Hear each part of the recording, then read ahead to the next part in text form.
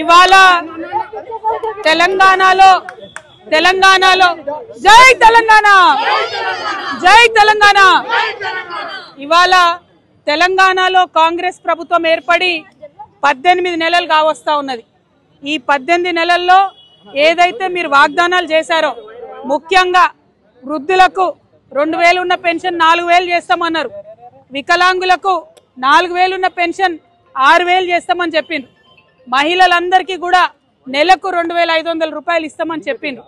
ఇట్లా మీరు అనేకమైనటువంటి వాగ్దానాలు చేసిండ్రు, కానీ 18 నెలలు అవుతున్నా కూడా ఆ వాగ్దానాలు పూర్తి చేసే దిశగా మీరు ఆలోచన చేస్తలేరు।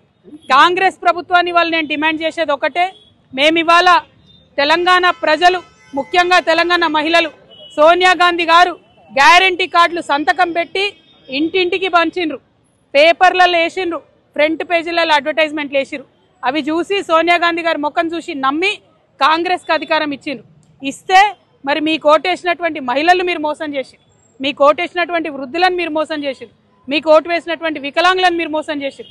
అందుకే ఇవాళ మేము వేల సంఖ్యలో పోస్ట్ కార్డులు తీసుకొని సోనియా గాంధీ గారికి మరి మేము పంపించడం జరుగుతూ ఉన్నది।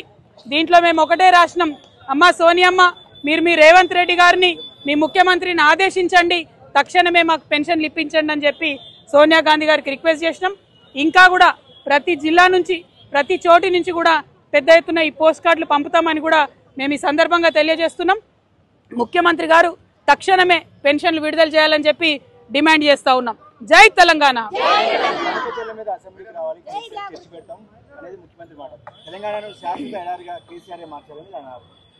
కేసీఆర్ గారి దమ్మెంత అన్నది ఒరిజినల్ కాంగ్రెస్ పార్టీకి తెలుసు కాబట్టే తెలంగాణ రాష్ట్రం వచ్చింది, వచ్చినటువంటి ఆ రాష్ట్రానికి ఇవాళ రేవంత్ రెడ్డి గారు ముఖ్యమంత్రి అయినారు।